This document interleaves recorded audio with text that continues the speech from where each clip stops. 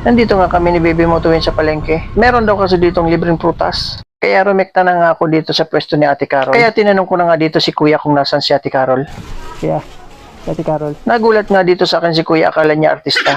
Hindi nga dyan nakapagsalita si Kuya at dali-dali nga niyang tinawag si Ate Carol. Nasa kabilang tindahan nga si Ate Carol, kausap niya si Marites. Tinatawag pa nga siya dyan ng anak niya, kaya lang busy-busy talaga si Ate Carol, kausap niya si Aling Marites. Hinintay ko nga si Ate Carol dyan kasi sayang naman ng palibre niyang prutas. Maya-maya nga lang dumating na si Ate Carol. Binati ko nga dyan si Ate Carol ng Merry Christmas para maraming prutas na may bigay niya sa akin. Ate, Merry Christmas. Saan ka na naman nagpunta? May kipasko pa ako.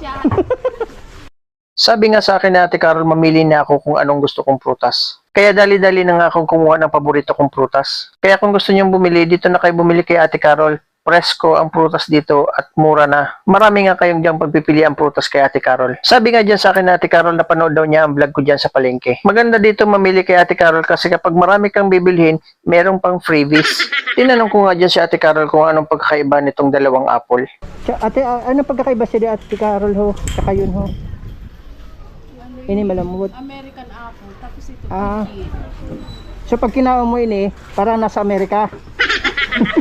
Tinatawa ko pa nga dyan si Ate Carol para maraming prutas ang may bigay sa akin. Dali-dali na nga akong kumuha ng prutas dyan, baka kasi umulan naman. Alam mo naman dito sa atin, laging maulan.